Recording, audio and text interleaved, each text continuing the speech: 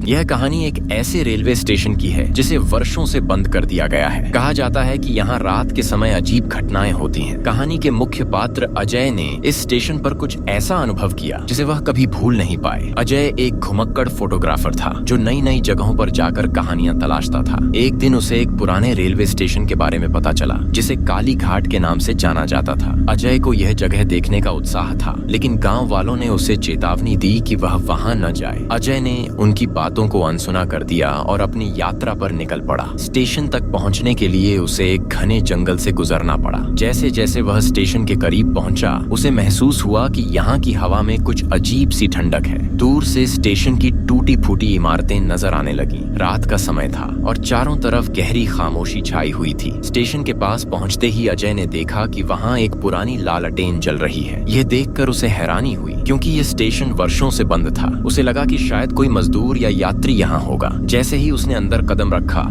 उसे लगा कि कोई पीछे से उसे देख रहा है। उसने मुड़कर देखा, लेकिन वहाँ कोई नहीं था। उसकी दिल की धड़कन तेज हो गई। स्टेशन के अंदर की हालत खस्ता हाल थी। दीवारों पर जाले लगे हुए थे और फर्श पर धूल की मोटी परत जमी हुई थी। अजय ने अपने कैमरे से तस्वीरें लेना शुरू किया। तभी अचानक उसे किसी के चलने की आवाज सुनाई दी। उसने इधर उधर देखा, लेकिन वहाँ कोई नजर नहीं आया। उसने सोचा कि शायद यह उसका वहम है, लेकिन जैसे ही उसने तस्वीरें खींचनी शुरू की, उसका कैमरा बंद हो गया। वह परेशान हो गया क्योंकि उसका कैमरा पूरी तरह चार्ज था। अचानक उसे प्लेटफॉर्म के कोने पर एक परछाई नजर आई। वह स्थिर खड़ा होकर उसे देखता रहा। परछाई धीरे धीरे उसकी ओर बढ़ने लगी। अजय के पैरों तले जमीन खिसक गई। उसने लालटेन की ओर देखा, लेकिन वह बुझ चुकी थी। डर के मारे उसने चिल्लाने की कोशिश की, लेकिन आवाज उसके गले में अटक गई। तभी एक गूंजती हुई हंसी की आवाज आई जो पूरे स्टेशन पर फैल गई। अजय ने महसूस किया कि उसे यहाँ से तुरंत निकलना होगा। सुबह होते ही अजय ने देखा कि स्टेशन का माहौल पूरी तरह बदल चुका था। रात का डरावना माहौल गायब था और सूरज की किरणें हर जगह फैली हुई थीं। उसने सोचा कि जो कुछ भी हुआ वह शायद उसका भ्रम था। वह स्टेशन के चारों ओर घूमने लगा। तभी उसे एक पुरानी लकड़ी की अलमारी मिली जिसमें एक धूल से भरी किताब रखी हुई थी। किताब के ऊपर काली घाट के राज लिखा हुआ था। उसने किताब को खोला और पढ़ना शुरू किया। किताब में लिखा था कि यह स्टेशन कभी बहुत व्यस्त हुआ करता था, लेकिन एक दुर्घटना ने इसे वीरान कर दिया। कहा जाता है कि उस दुर्घटना में मरने वाले लोगों की आत्माएं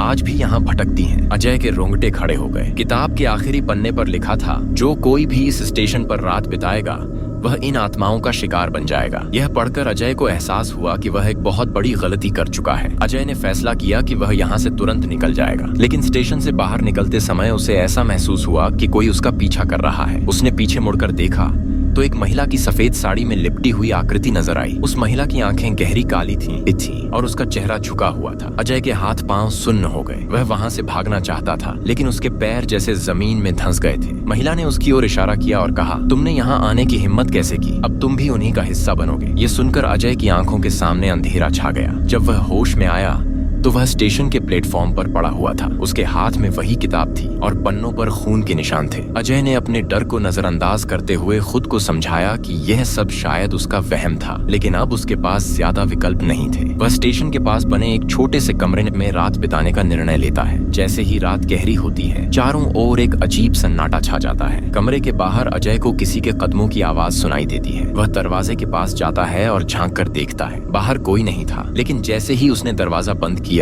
उसे महसूस हुआ कि कमरे में ठंड बढ़ गई है। अचानक एक परछाई कमरे के कोने में दिखाई दी। यह वही महिला थी जो उसने स्टेशन पर देखी थी। इस बार उसकी आंखें और भी डरावनी थीं और उसके होंठ धीरे धीरे फड़फड़ा रहे थे। महिला ने कहा, तुमने हमारे राज को खोलने की कोशिश की है, अब तुम यहाँ से नहीं जा सकते। अजय ने डरते हुए जवाब दिया, मैं यहाँ किसी को परेशान करने नहीं आया हूँ, मुझे माफ कर दो। महिला ने एक भयानक हंसी के साथ कहा, यहाँ से कोई माफी नहीं मिलती। अजय ने हिम्मत जुटाकर कमरे से बाहर भागने की कोशिश की, लेकिन जैसे ही वह दरवाजे की ओर बढ़ा, दरवाजा खुद ब खुद बंद हो गया। कमरे की दीवारों पर अजीब आकृतियां बनने लगीं। ऐसा लग रहा था जैसे कोई छायाएं दीवारों पर नाच रही हों। तभी महिला ने अपना चेहरा ऊपर उठाया। उसका चेहरा विकृत हो चुका था। उसकी आंखों से खून की बूंदें टपक रही थीं। अजय ने चिल्लाने की कोशिश की, लेकिन आवाज उसके गले में फंस गई। कमरे की खिड़की से अचानक तेज हवा का झोंका आया। उस हवा के साथ कई परछाइयां अंदर आ गईं। वे सभी अजय की तरफ बढ़ने लगीं। हर परछाई से एक अलग तरह की डरावनी आवाज निकल रही थी। अजय ने अपनी पूरी ताकत लगाकर दरवाजा खोला और बाहर भागा, लेकिन स्टेशन के प्लेटफॉर्म पर पहुंचते ही उसने देखा कि चारों ओर धुंध फैल चुकी है। वह समझ नहीं पा रहा था कि भागे तो भागे कहाँ। भागते भागते अजय को याद आया कि उसके पास किताब है। उसने उसे खोलकर पढ़ना शुरू किया। किताब के एक पन्ने पर लिखा था, यहाँ फंसे लोगों को तभी शांति मिलेगी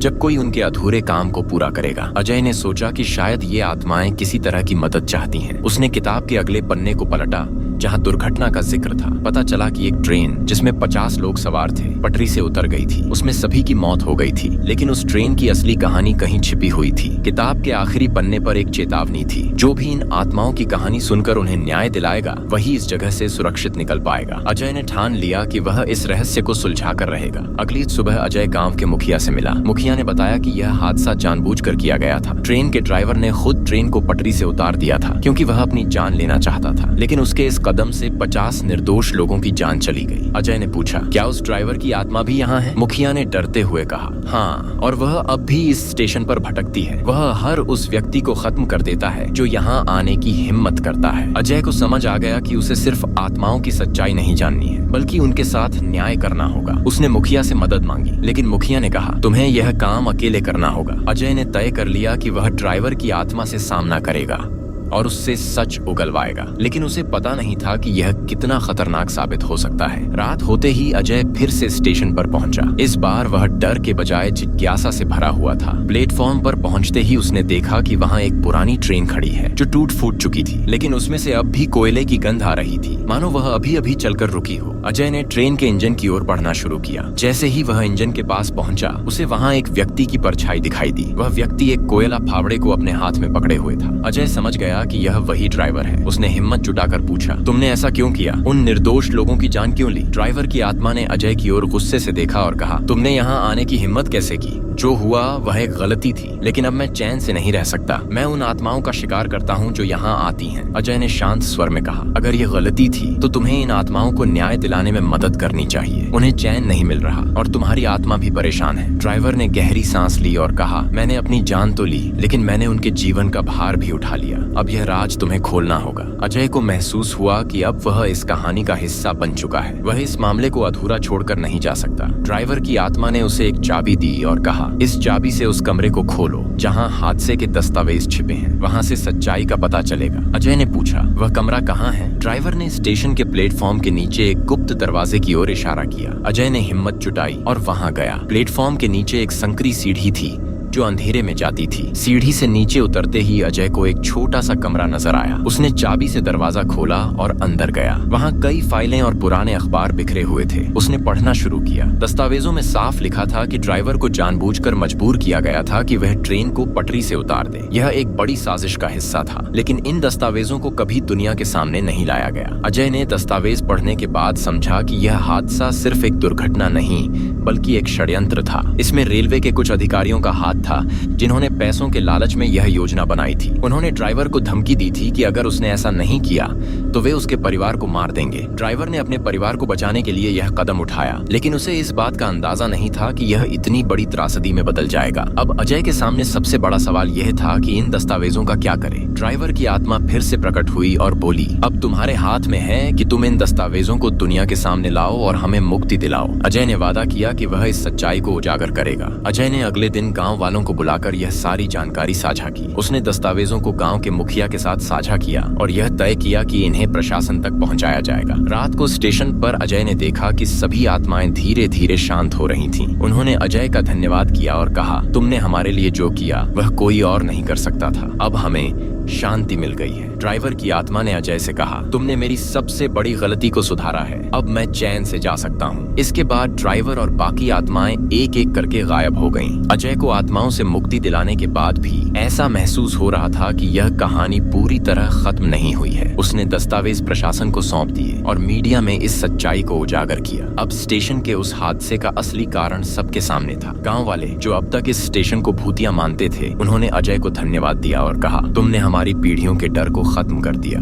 अजय ने महसूस किया कि उसने न केवल आत्माओं को चैन दिलाया, बल्कि एक समाज को डर और अंधविश्वास से आजाद किया। अजय का सफर यहीं खत्म नहीं हुआ। उसने ठान लिया कि अब वह ऐसी अन्य कहानियों को भी सुलझाएगा जहां इंसान और आत्माओं का संघर्ष हो। अजय को आत्माओं से जुड़ी अपनी पहली कहानी खत्म हुए कुछ दिन ही बीते थे कि उसे एक अनजान फोन कॉल आया। कॉलर ने घबराई हुई आवाज में कहा, आप वही हैं जिन्होंने पुराने रेलवे स्टेशन की आत्माओं को मुक्त किया था। अजय ने चौंकते हुए जवाब दिया, हाँ, लेकिन आप कौन हैं? कॉलर ने बताया कि वह पास के एक गांव का निवासी है। उस गांव में भी एक पुरानी हवेली है जहाँ लोगों के गायब होने की घटनाएं आम हो चुकी हैं। वहाँ हर रात चीखें सुनाई देती हैं और अब तक जो भी उस हवेली में गया है वह लौट कर नहीं आया, कॉलर ने कहा। अजय ने पहले तो इस मामले में दखल न देने का सोचा, लेकिन अपने पहले अनुभव ने उसे यह एहसास दिलाया कि अगर उसने मदद नहीं की तो यह रहस्य और गहरा हो जाएगा। उसने तय किया कि वह इस चुनौती को भी स्वीकार करेगा। अगले दिन अजय उस गांव पहुंचा। वहां के लोगों ने हवेली के बारे में कई कहानियां सुनाई। यह हवेली एक तांत्रिक की थी जो अपनी तांत्रिक साधनाओं के लिए जानी जाती थी। कहा जाता है कि उसने कई मासूमों की बलि दी थी, एक बुजुर्ग ने बताया। अजय ने हवेली के पास जाकर उसका मुआयना किया। यह हवेली दूर से ही डरावनी लग रही थी। दीवारों पर दरारें थीं, खिड़कियां टूटी हुई थीं और हर कोने से एक अजीब सी ठंडक महसूस हो रही थी। जैसे ही वह अंदर जाने की कोशिश करता है, उसे हवेली के दरवाजे पर खून से लिखे शब्द दिखाई देते हैं। जो यहाँ आएगा उसकी आत्मा यहीं कैद हो जाएगी। अजय का दिल तेजी से धड़कने लगा, लेकिन उसने डर को नजरअंदाज करते हुए दरवाजा खोला। हवेली के अंदर का माहौल और भी अजीब था। फर्श पर जगह जगह अजीब निशान थे,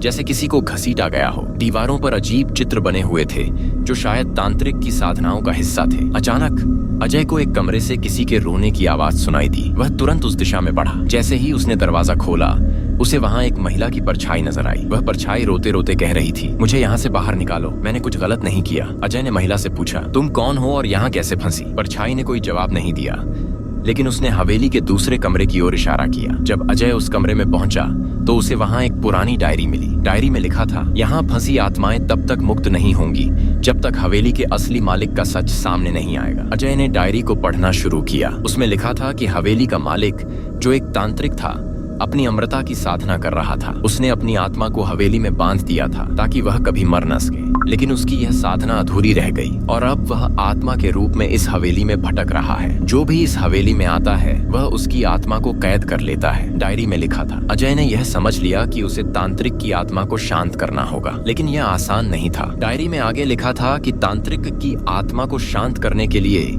उस पर उसका पवित्र जल छिड़कना होगा, जो हवेली के पीछे के कुएं में रखा गया है। अजय ने अपनी हिम्मत जुटाई और हवेली के पीछे के कुएं की तरफ बढ़ा। रात हो चुकी थी और हवेली के चारों ओर अजीब सी आवाजें गूंजने लगीं। वह जैसे ही कुएं के पास पहुंचा, उसे वहां एक औरत की चीख सुनाई दी। कुएं के पास पहुंचकर उसने पवित्र जल निकाला और वापस हवेली के अंदर गया। जैसे ही वह तांत्रिक के कमरे में पहुंचा, उसे वहां तांत्रिक की आत्मा दिखाई दी। वह आत्मा गुस्से में चिल्ला रही थी, तुम यहाँ से जिंदा नहीं जा सकते। अजय ने पवित्र जल उस आत्मा पर छिड़कना शुरू किया। तांत्रिक चिल्लाया, नहीं, ये मुझे नहीं मिटा सकता। लेकिन धीरे धीरे उसकी आत्मा गायब होने लगी। हवेली का माहौल भी बदलने लगा। तांत्रिक की आत्मा के गायब होते ही हवेली में कैद सभी आत्माएं धीरे धीरे मुक्त हो गईं। अजय ने देखा कि सभी आत्माएं उसे धन्यवाद दे रही थीं। उन्होंने कहा, तुमने हमें इस खौफनाक जगह से आजाद किया, अब हम चैन से जा सकते हैं। अजय ने राहत की सांस ली और महसूस किया कि उसने एक और मुश्किल काम पूरा कर लिया है। अजय अब समझ चुका था कि उसका जीवन सामान्य नहीं रहेगा। वह जानता था कि हर जगह डर और रहस्य छिपे हुए हैं। उसने यह ठान लिया कि वह ऐसी कहानियों को सुलझाता रहेगा और जरूरतमंदों की मदद करता रहेगा।